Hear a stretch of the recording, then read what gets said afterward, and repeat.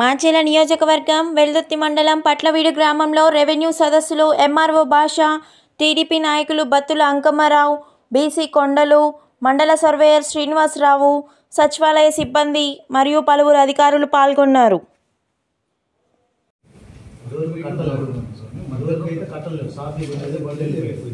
మధ్యలో కట్టబోయేసరికి రైతులు ఆ పై నుంచి మళ్ళీ రైతులు బాట ఉంది.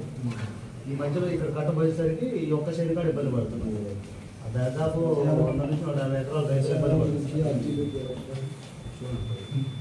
మధ్యలో కట్టవు, అది కూడా ప్రభుత్వ భూములోనే కట్టబోసారు. వాళ్ళ కట్టబోలే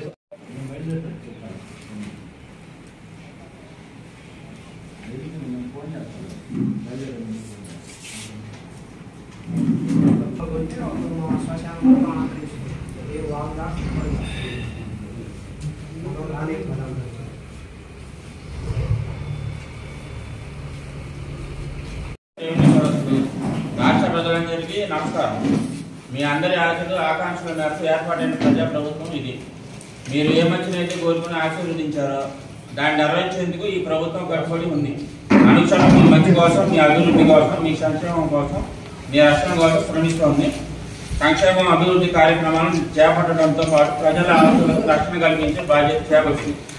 అందులో భాగంగానే గత ప్రభుత్వం ప్రజల భూములకు రక్షణ లేకుండా చేసిన ల్యాండ్ టైటిలింగ్ యాక్ట్ను కూటమి ప్రభుత్వం అధికారంలోకి రాగానే 2వ సంతకంతోనే రద్దు చేశాం. మీ భూమి మీ హక్కు నినాదంతో భూములకు రక్షణ కల్పించేలా ల్యాండ్ గ్రాబింగ్ ప్రొవిషన్ యాక్ట్ 2024 ప్రవేశపెట్టాం. దీనికి కొనసాగింపుగా ఈ నెల 6వ తేదీ నుంచి వచ్చే నెల 8వ తేదీ వరకు అన్ని గ్రామాల్లో 33 రోజుల పాటు రెవెన్యూ సదస్సులు నిర్వహిస్తున్నాం. ప్రజలకు భూమితో ఉండే అనుబంధం విడదీయరానిది.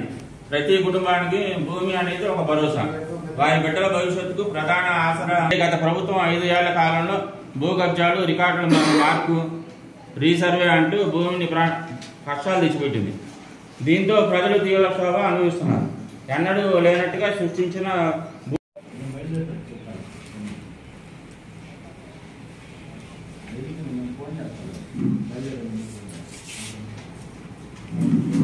కొంచెం